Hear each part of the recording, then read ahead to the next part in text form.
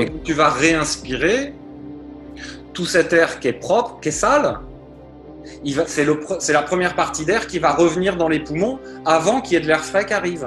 Il faut déjà réinspirer tout le volume d'air de la tuyauterie avant de faire parvenir de l'air propre. Ce volume d'air qui à chaque respiration ne participe pas aux échanges gazeux, puisque donc après tu continues d'inspirer de l'air frais qui était dans les tuyaux, et ensuite tu as de l'air propre qui arrive. Mais l'air frais, la dernière portion d'air frais que tu inspires à la fin de ton inspiration, elle n'arrive pas jusqu'au poumon. Dangereux parce que je vous assure, même le fait de vous asphyxier là avec les masques, c'est pour vous fragiliser. Ça fait 50 à 60% de votre gaz carbonique qui revient dans votre intérieur. Et pendant ce temps, vous faiblissez parce que l'énergie amplifiée ou bien gérée par une bonne oxygénation du corps n'est plus là du tout. Mais un brin candide, Pierre Ludgen pense pouvoir convaincre l'OMS de changer d'avis. En 2012, il obtient un rendez-vous au siège de l'organisation à Genève. L'accueil est courtois, sans plus. Un mois plus tard, l'OMS publie sur son site une sévère mise en garde. L'OMS ne recommande pas l'utilisation des extraits d'artémisia noix sous n'importe quelle forme, y compris la tisane, pour le traitement ou la prévention de la malaria. Pour Pierre Ludgen, c'est un véritable camouflet. Et on a dit non. On n'a pas le droit d'interdire de guérir des gens avec une herbe médicinale. C'est contre les traditions, c'est contre le bon sens. La professeure Isabella Heckeler, infectiologue et directrice du Centre des maladies virales de l'Université de Genève, souligne que les tests utilisés pour déterminer l'infection par le coronavirus ne décèlent que le matériel génétique viral, mais ne révèlent rien sur la présence ou le nombre de virus infectieux actifs. Même Carrie Bay Mullis, qui a développé le test PCR et a reçu le prix Nobel de chimie en 1993, considère que le test PCR ne convient pas à l'identification des virus. Autrement dit scientifiquement, Artemisia annua. Cette plante qui crée de grands problèmes entre l'Organisation mondiale de santé et certains chercheurs africains. Cette plante qui est interdite, dont l'usage est interdit en Belgique, en France, et aussi lorsque les chercheurs africains découvrent les propriétés de cette plante qui guérissent contre le coronavirus, contre les paludismes, eh bien, c'est l'Organisation mondiale de santé, de la santé qui minimise les efforts des chercheurs africains. La grippe saisonnière occidentale ne nous regarde pas et les Africains doivent continuer à soigner leur grippe par les plantes, et c'est ce qui a donné au président malgache, que je félicite d'abord, de sortir ce qui a toujours traité la grippe et révéler au monde les forces de l'artémisia, qui est un coup fatal au paludisme, et ça énerve les firmes occidentales qui n'ont rien à proposer, avec l'OMS qui balbutie comme un poulet qu'on a égorgé et qui se bat pour sa faim, parce qu'en réalité, l'OMS révèle avec les crises de ces dernières années sa nullité, son esprit mafieux et sa dangerosité. Je rêve d'une Afrique qui sort de ces organisations criminelles et mafieuses. Or maintenant, l'OMS est complètement infiltrée par tous les pouvoirs de l'argent, c'est-à-dire les laboratoires, les gros industriels, et qui ont vraiment énormément de pouvoir sur l'OMS. Donc l'OMS maintenant n'est plus du tout une institution indépendante comme ça devrait l'être. Malgré les réticences de l'OMS, des centaines de chercheurs travaillent aujourd'hui sur l'artémisia en Afrique, mais aussi en Colombie ou au Cambodge. L'Europe, j'allais dire les pays du Nord de manière générale, on a des cases, il faut remplir les cases parfaitement. Et cette plante ne rentre dans aucune case. C'est juste simple. Ce n'est pas un médicament, c'est une plante qui soigne une maladie grave, ça existe, il n'y en a pas beaucoup. Enfin, c'est juste une aberration de notre système. C'est pas plus que ça. Par contre, en Afrique, les gens meurent. Alors, vous l'avez dit, votre association travaille en lien avec des médecins et des chercheurs américains, africains également. Oui. Parmi vos actions, il y a notamment ces maisons de l'artémisia. En Afrique, vous en comptez combien? 42 dans 20 pays, et on en a 10 en construction en Afrique encore, et puis en Asie et en Amérique du Sud. Mais les médecins réciteurs de cours, malheureusement, ne vous en parlent pas. Toutes les résolutions qui sont prises là sont mauvaises. Comme ces fûts qu'on trouve là dehors, regardez, vous ouvrez un robinet dont vous déposez votre Covid, vous lavez les mains et qui ferme? C'est encore vous, vous reprenez le Covid. Conclusion. Tout le battage médiatique autour du coronavirus, les mesures coercitives et la panique qui en résulte sont finalement basées sur les résultats d'un test douteux. On se pose bien la question, vous et nous, qu'est-ce qui se cache derrière tout ça? Pourquoi? Parce que depuis la nuit des temps, depuis avant même que les pays africains puissent avoir leur indépendance, la Chine utilisait cette plante et jusqu'à présent, la Chine utilise cette plante. Nous savons très bien que la Chine est une des grandes puissances sur le plan de la médecine. Mais pourquoi la Chine utilise? Et lorsque ça arrive en Afrique, il y a la minimisation des efforts des chercheurs africains, il y a des doutes, il y a ceci, cela. Mais il y a quand même des règles parce qu'une pandémie, il y avait une certaine définition de la pandémie. Alors, et voilà. maintenant, apparemment, on l'a changé, c'est ça? On l'a changé il y a déjà un bon moment. Au départ, la pandémie était une maladie qui se répandait. C'était une épidémie importante qui touchait des gens dans tous les continents, mais qui avait quand même un caractère grave et extrêmement contagieux. Bon. Et mortel. Et mortel. Pas toujours mortel, mais enfin qui touchait beaucoup de gens, dont une grosse partie mourait. Et on a supprimé les deux dernières caractéristiques pour laisser simplement le fait qu'il y en avait sur tous les continents. Alors il suffit qu'il y ait... Alors dans ce cas-là, nous vivons oui d'une pandémie, de rhume, de crise cardiaque, de rhume de cerveau effectivement, ou d'indigestion. Pour ce qui est donc du traitement du corona, utilisez ce que vous avez toujours utilisé. Vous qui avez l'artémisia, allez-y.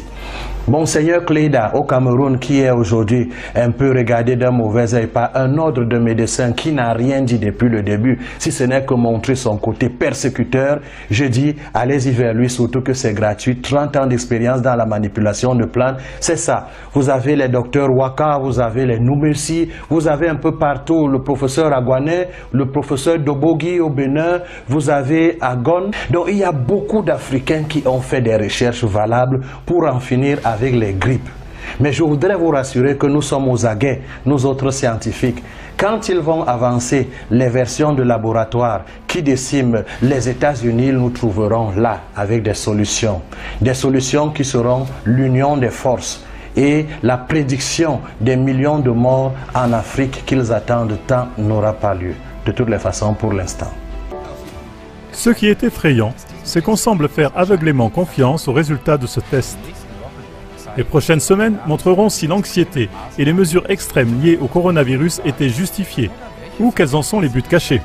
Le principe avec le masque en fait, c'est-à-dire que finalement, et ça j'espère avoir réussi à l'avoir suffisamment bien expliqué, le ratio qui est important, c'est ce volume qu'on appelle le volume mort par rapport au volume courant, ou qu'on appelle aussi le tidal volume. C'est-à-dire le volume de chaque respiration. Sur chaque respiration, finalement, eh bien, tu perds l'espace du volume mort. Écoutez, en tout cas, l'artémisia est une solution. Mais pour le paludisme, j'allais dire de tous les jours, qui n'est pas très fort, qu'on appelle simple, cette plante qui peut être cultivée localement, qui est efficace, qui coûte pas cher. On n'a pas dit une chose, c'est qu'en Afrique, presque, dans certains pays, la moitié des médicaments vendus sont faux. Dans d'autres, c'est 25%, dans d'autres, c'est 10%. Mais il y a vraiment une horreur absolue qui se passe aujourd'hui avec ces médicaments faux qui sont en vente. Donc d'avoir une plante qui est efficace et qui pousse chez soi, c'est quand même une très bonne nouvelle. Est-ce que vous avez des preuves que cela marche chez vous, que cela guérit des gens du Covid-19? Autant d'imbécilité qui démontrent qu'il n'y a pas eu concertation scientifique, mais une histoire politique décidée un certain jeudi. Le soleil du Sénégal lui réussit particulièrement bien. Les scientifiques sont de plus en plus nombreux à s'investir dans la recherche sur l'artémisia, parce qu'ils sont convaincus de l'efficacité de la plante pour soigner la malaria. Tous se demandent ce qui justifie la méfiance de l'establishment médical à l'égard de l'artémisia annua. L'argument le plus souvent invoqué est le sacro-saint principe de précaution. Tant qu'on ne connaît pas toutes les propriétés de la plante, il faut s'abstenir de l'utiliser. Mais ce principe de précaution est-il aussi strictement appliqué aux produits des firmes pharmaceutiques? Pourquoi est-ce que l'Organisation mondiale de santé ne veut pas que l'artémisia puisse être utilisée? Pourquoi écoutez, en fait, effectivement, nous avons lancé ce remède à base de plantes médicinales malagasy Il faut noter qu'à Madagascar, nous avons l'habitude, et 80% de la population se soigne à travers le remède médicinal. Ceci dit, le Covid Organics est bien évidemment un remède préventif et curatif contre le Covid-19 qui fonctionne très bien. Et d'ailleurs, c'est le fruit des recherches réalisées par l'Institut Malagasy de recherche appliquée qui a le statut de centre régional de recherche par l'Organisation de l'Union africaine. Le Lariam est un médicament antipaludique qui continue d'être prescrit, alors que ses effets secondaires peuvent être dévastateurs. Par exemple, il y a eu certains pays qui n'ont pas du tout vacciné, la Pologne n'a pas vacciné, et il y a eu beaucoup moins de morts en Pologne qu'ailleurs. On pourrait se poser aussi la question. On imbécilise les gens. Donc 50 personnes, le virus se calme. En tout cas, j'ai vu dans les restaurants, tout le monde entre, il baisse. Il met en berne son masque. Ouais. Le Covid attend. Il mange d'abord. Après, il remet. Le Covid frappe. Des imbécilisations comme ça ne doivent plus exister. J'ai subi des effets secondaires du Lariam. Ça m'est arrivé en 2015, en juin 2015. C'était dans le cadre de ma tournée en Afrique. J'étais stressé, j'étais épuisé. Tout prédisposé à péter un plomb, ça c'était sûr, mais l'accélérateur c'était le Lariam, quoi.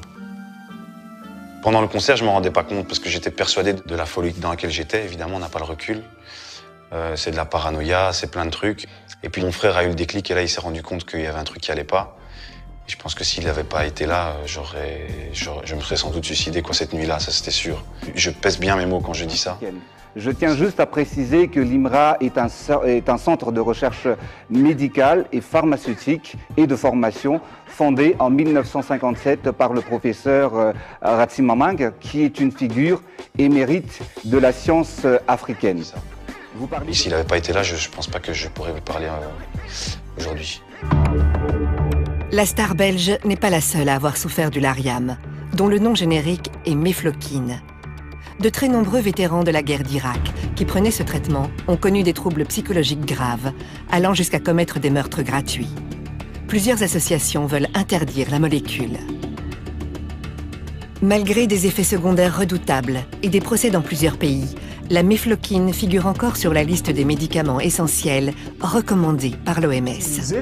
Pourquoi est-ce que l'Organisation mondiale de santé minimise les efforts de chercheurs africains et aussi qui est derrière l'Organisation mondiale de santé dans son business en Afrique? Et on vous dit maintenant qu'il y a eu 200 et quelques morts en France avec cette grippe A. Mais on n'en sait rien. Ah oui, donc la grippe saisonnière, elle est passée à pandémique. Exactement. Du reste, on a vu, les premiers temps, on a déclaré que les gens étaient en train de mourir de la grippe. Et quand on a étudié bien leur cas, on s'est aperçu qu'ils avaient tous des maladies extrêmement graves, adjacentes à la grippe. Si la grippe n'a été qu'un détonateur. Donc ils sont morts de leur maladie. Peut-être. Dans le même temps, l'organisation refuse de reconnaître les vertus thérapeutiques de l'artémisia annua, pourtant inoffensive. 2 poids, 2 mesures. Vous parlez de preuves, et j'ai parlé de guerre tout à l'heure. Vous savez, la situation mondiale démontre aujourd'hui presque 300 000 morts. Est-ce que cela nous permet d'ignorer une possibilité de traitement? Et quand nous sommes également en période de guerre, quelle est la preuve qu'on peut démontrer et que nous pouvons fournir actuellement? C'est bien évidemment la guérison de nos malades.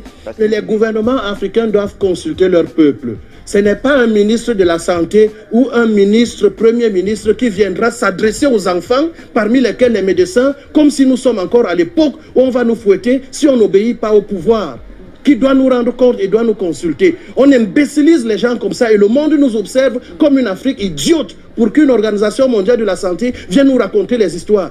Il n'y aura pas de ces morts et que le laxisme de nos chefs d'État, de nos gouvernements, de nos autorités cesse. Sinon, le peuple prendra ses responsabilités.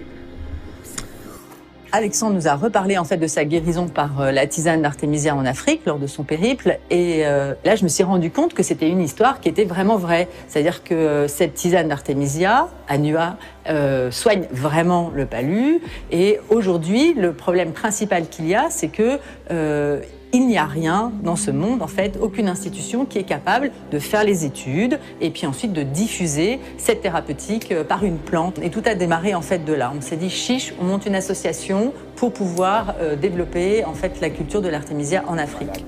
Parce qu'il est à noter qu'aujourd'hui à Madagascar, on a eu 171 cas, dont 105 guéris. Et la majeure partie de ces malades atteints du coronavirus ont été guéris. Et comme preuve, vous m'avez parlé de preuves, je tiens à vous dire que les patients qui ont été guéris, ils ont pris uniquement avec l'administration seule du produit Covid Organics. En résumé, une nette amélioration de l'état de santé des patients ayant ont reçu ce remède du Tambave CVO a été observé en 24 heures seulement après la première prise du Tambave CVO. La guérison a été constatée après 7 jours, voire 10 jours de la prise du CVO ou du Tambave Organics. Ce remède est naturel, non toxique et non invasif. Et cette plante, la Chine l'utilise depuis la nuit des temps. Cette plante, jusqu'à présent, la Chine l'utilise. En 2015, un chercheur chinois au nom de Yu Tu a eu le prix Nobel de la médecine chinoise grâce à cette plante. Et arrivé en Afrique, lorsque les chercheurs africains découvrent les propriétés de cette plante, lorsque les chercheurs africains annoncent au monde entier que cette plante que vous voyez en tisane, en poudre ou je ne sais quoi, guérit contre les paludismes, guérit contre le coronavirus, eh bien c'est l'OMS qui publie des choses en disant non, ce n'est pas vrai, non, attention, non. Oui, non mais c'est ça, quels sont les responsables dans tout ça? Parce qu'il y a quand même les grands médias, il y a le gouvernement, il y a l'OMS, enfin quels sont les acteurs? C'est une véritable, certains parlent de mafia médicale. Exactement, c'est ça. Tout le monde a trempé dans le même bain, hein. Tout le monde avait des intérêts, on ne sait pas. En 2012, le célèbre Institut de médecine tropicale d'Anvers prend position contre l'utilisation de l'artémisia annua. On n'est plus au Moyen-Âge. Utiliser des infusions ou des gélules dont la quantité de produits actifs n'est pas connue est, à mon avis, irresponsable. Je n'oserais jamais donner ceci à mon propre enfant parce que je ne suis pas sûr qu'il va guérir et qu'il pourrait mourir du paludisme. Pourquoi est-ce que je devrais le donner à quelqu'un qui vit en Afrique? Simplement, Monsieur le Président, tout le monde n'est pas convaincu par ces preuves dont vous parlez. Et ce n'est pas n'importe qui. L'Union africaine, la CEDEAO et surtout l'OMS, le bureau Afrique de l'OMS, ont multiplié les mises en garde ces derniers jours contre l'illusion d'un remède miracle. Non seulement l'OMS doute de l'efficacité du Covid Organics, mais elle craint des effets secondaires pour les gens qui consomment cette tisane. Ça. Nous avons le docteur congolais au nom de Jérôme Munyangi qui a déjà découvert les propriétés de l'artémisia qui guérissait contre les paludismes, qui éradiquait le paludisme. Il a subi des menaces et des menaces, mais il n'était pas fatigué, il ne s'était pas arrêté, il avait continué. Et d'ailleurs, je vous informe que derrière l'exploit de Covid organique du Madagascar, le docteur congolais Jérôme Munyangi est derrière parce qu'en Afrique en ce moment, c'est lui qui détient les propriétés au fait de l'artémisia qui guérit contre les paludismes et contre les coronavirus. Il est le chercheur qui l'a annoncé publiquement, tandis que les autres aussi sont là, ils font des recherches, mais un peu en cachette parce que tout le monde a peur. Mais on se demande, on aura peur de qui? Pourquoi? Oui, vous me citez... bien évidemment, la mise en garde du docteur Moueti, qui met en garde l'utilisation du Covid Organics. J'aimerais juste poser la question, est-ce que le médiateur avait reçu et obtenu les autorisations et ce que je demande est comme question aujourd'hui, combien de personnes sont mortes en fait du médicament Mediator? Vous connaissez... En Afrique, justement, des chercheurs mènent des études de terrain pour prouver que l'artémisia est efficace et sans danger.